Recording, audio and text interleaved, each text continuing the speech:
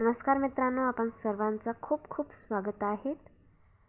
चालू करूया आपला हा व्हिडिओ, ज्यामध्ये मी 11वीचे सर्व विषयांचे हिंदी, इंग्रजी व मराठी एक्सप्लेनेशन देणार आणि नोट्सही देणार. तर ह्या चॅनलला सर्व लोक कृपया करून सबस्क्राईब करा, बेल आयकॉनला प्रेस करा आणि कमेंटवर ही व्हिडिओ कशी वाटली आणि नंतर कुठली विषयातले व्हिडिओ आणि स्पेशल टॉपिकवर कुठले एक्सप्लेनेशन पाहिजे ते मला सांगा. तर चालू करूया. ही आपली बुक आहे, हिंदीची युवक भारतीची 11वीची बुक आहे. ह्याचा आपण जे आहेत पहिला धडा सुरू करणार आता. ती आहेत आपली कविता. ती त्रिवेणी विधे आहे आणि त्याला त्रिपुरारी म्हणून लेखकांनी कवींनी लिहिलेला आहे. तर चला सुरुवात करूया. हिंदीमध्ये मी एक्सप्लेन करणार, तर मी वाचते मग एक्सप्लेन करते. तर प्रेरणा ये हमारी कविता का नाम है. देन कविता का परिचय, कवि का परिचय, ये सब कुछ भी मैं रीड करूँगी. त्रिपुरारी जी का जन्म 5 दिसंबर 1988 को समस्तीपुर बिहार में हुआ. आपकी प्रारंभिक शिक्षा पटना से, स्नातक शिक्षा दिल्ली से तथा स्नातकोत्तर शिक्षा हिसार से हुई. दिल्ली विश्वविद्यालय में अध्यापन कार्य करने के पश्चात वर्तमान में आप फिल्म दूरदर्शन के लिए लेखन कार्य कर रहे हैं. त्रिवेणी के रचयिता के रूप में आपकी पहचान है. कल्पना की भावभूमि पर यथार्थ के बीज बोते हुए उम्मीदों की फसल तैयार करना आपकी रचनाओं का उद्देश्य है. प्रमुख कृतियां हैं नींद की नदी, जो कि एक काव्य संग्रह है. नॉर्थ कैंपस एक कहानी संग्रह है. सांस के सिक्के एक त्रिवेणी संग्रह है. इसके अलावा भी आपकी कई अन्य कृतियां हैं.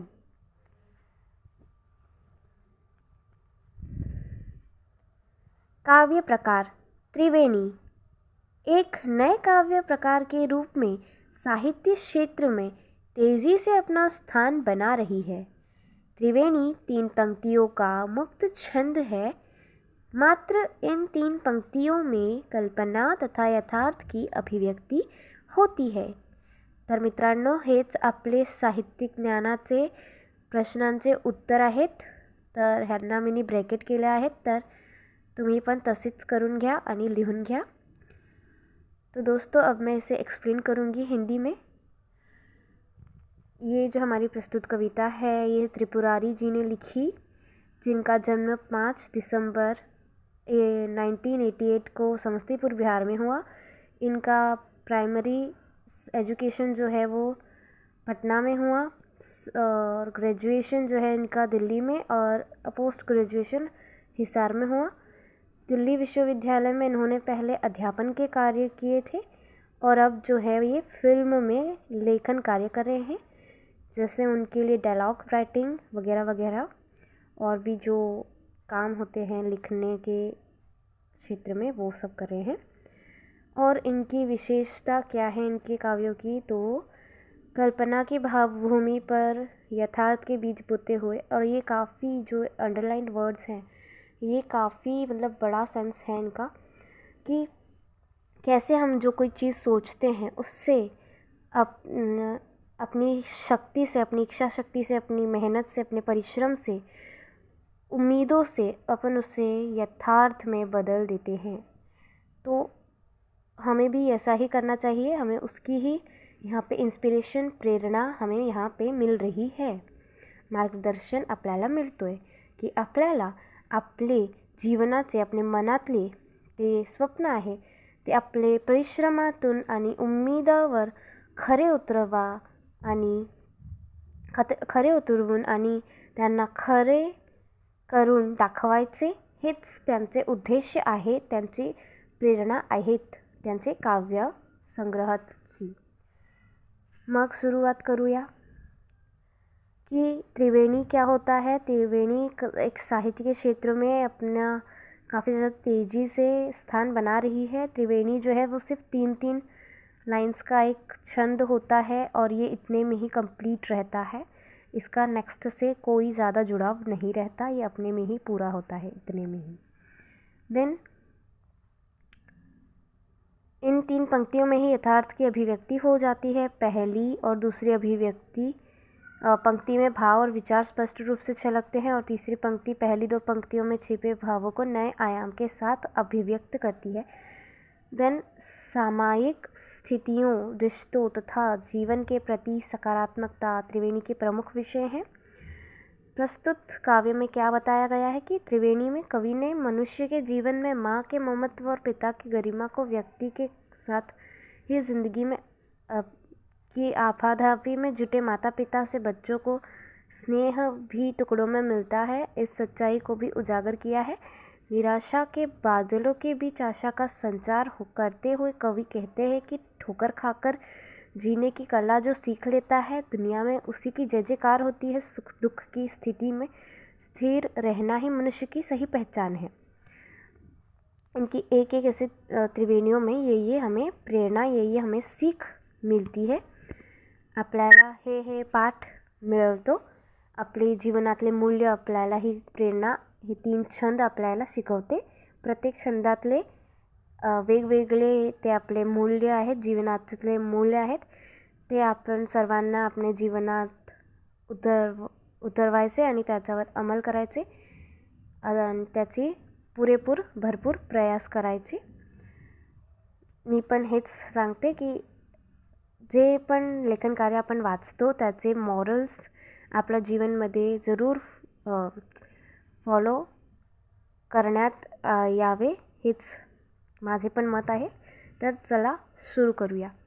तर माँ मेरी बेवजह ही रोती है, फ़ोन पर जब भी बात होती है, फ़ोन रख कर मैं भी रोता हूँ। इसमें ये हो रहा है कि आजकल लोग एजुकेटेड तो हो गए हैं, एजुकेशन मिलने के बाद उन्हें जॉब जो है उन्हीं के रहने वाले स्थान पर नहीं मिलती, उनको कहीं दूसरे शहर में, दूसरे गांव में, कभी कभी दूसरे देश में भी जाना पड़ता है। तो इसके लिए ही जब फ़ोन पे जब ज़्यादा से बात करते हैं, तब माँ फ़ोन पे बात करते करते ही रोने लग जाती हैं, भले ही अपने बच्चे को वो कोई तकलीफ़ में नहीं देख रही है और बच्चा एकदम सेटल्ड है, वो अच्छे से नौकरी कर रहा है, पैसे कमा रहा है, तो भी वो रो रही है क्योंकि माँ अपने बच्चे से दूर है, लेकिन माँ को उससे बहुत ममता है।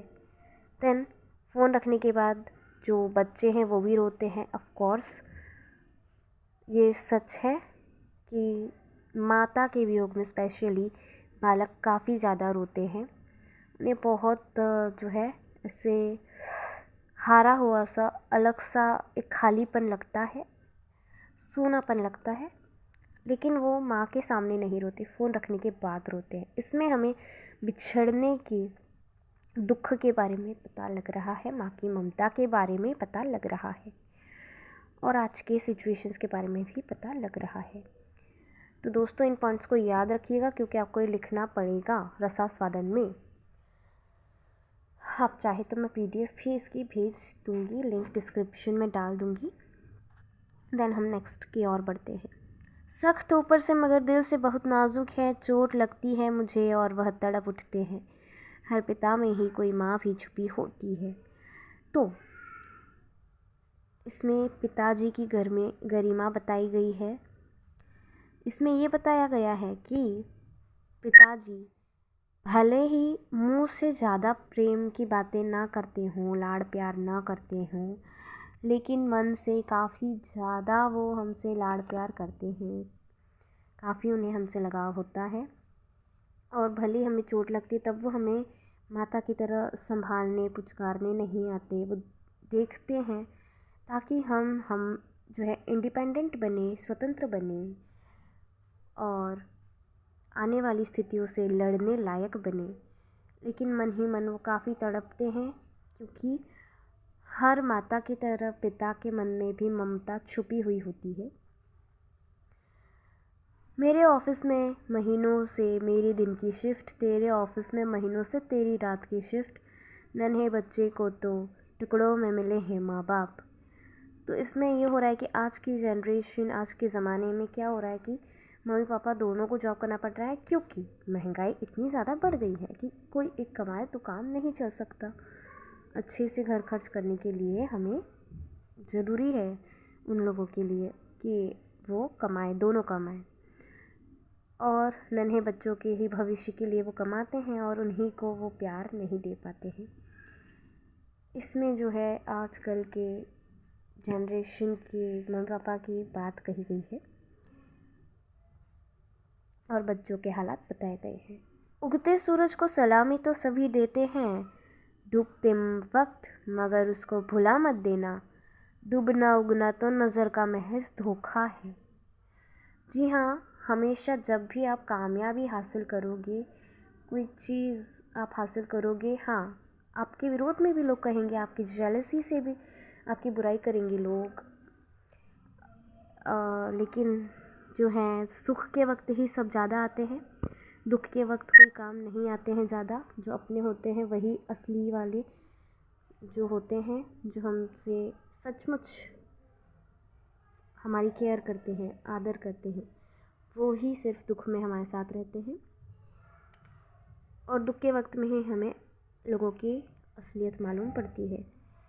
तो इसी तरीके से सुख के वक्त तो सब लोग सलामी देते हैं, सब लोग साथ देते हैं, लेकिन दुख के वक्त उससे भूल जाने की गलती नहीं करनी चाहिए, क्योंकि डूबना उगना तो नज़रों का महज धोखा है। आज वही सूरज डूब रहा है, कल वही उग कर आएगा, कल फिर वही सूरज को सब सलाम करेंगे और फिर वह डूबेगा, तब फिर उसे लोग भूल जाएंगे। और यह चक्र नहीं होना चाहिए, क्योंकि डूबना उगना तो बस महज का एक धोखा है नज़रों का। चलते चलते जो भी कभी गिर जाओ,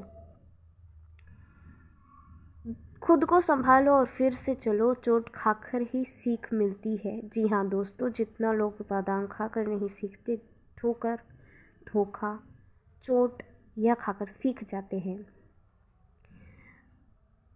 क्योंकि जो चलते हैं वही गिरते हैं, जो बैठे रहते हैं, जो काम नहीं करते, उनसे कभी गलतियाँ होती नहीं।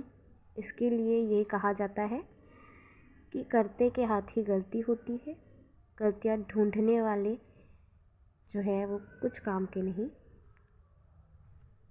अगर किसी से गलती हो जाती है तो उसे सुधार लेना चाहिए और उस गलती से सीख लेनी चाहिए। फिर चाहे कितना भी हो घनघोर अंधेरा छाया, आस रखना कि किसी रोज़ उजाला होगा, रात की कोख से ही सुबह जन्म लेती है। जी हाँ दोस्तों, ये सही है। 100% खरी गोष्ट सांगितलेली आहे ह्या पंक्त्यांमध्ये आणि हीच माझी सर्वात आवडती पंक्त्या आहेत ही त्रिवेणीमधली, कि जितना भी अंधेरा हो हमें आस नहीं छोड़नी चाहिए, क्योंकि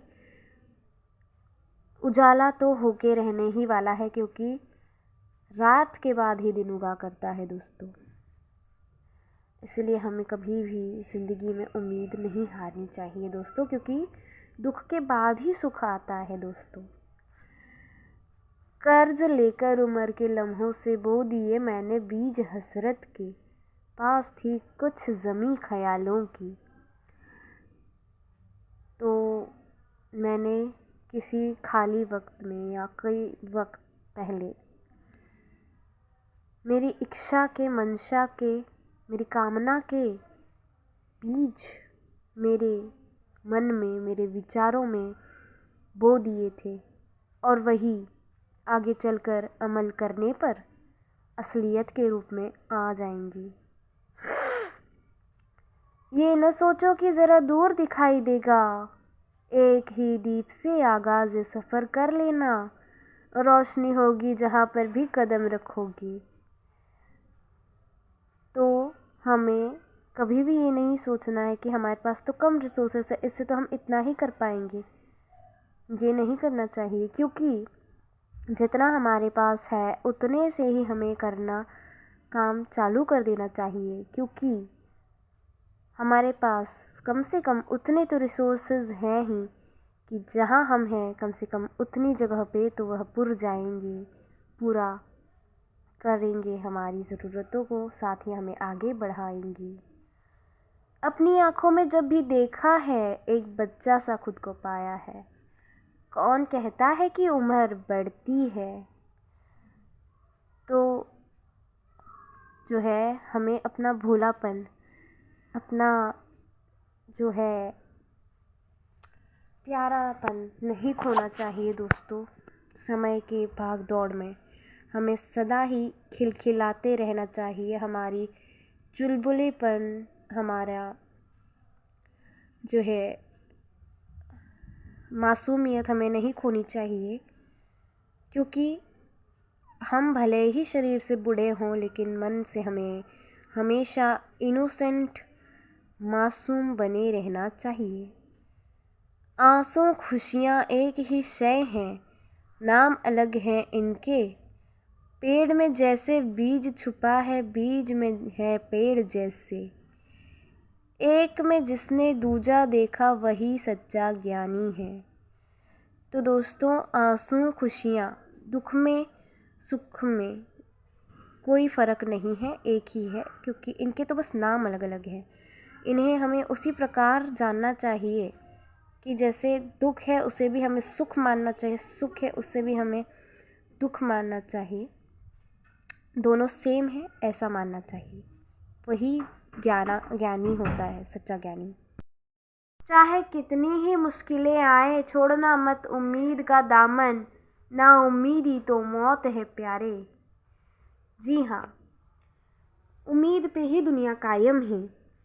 कितनी भी मुश्किलें आए, मुश्किलों के बाद, दुखों के बाद सुख आना ही नियति है, कंपलसरी है। और दुख में हमें हार नहीं माननी है, क्योंकि हमें यही उम्मीद लगाए रखनी है, बनाए रखनी है। हमें ये जानना है कि हर दुख के बाद ही सुख आता है, मुश्किलों के बाद ही कामयाबी आती है।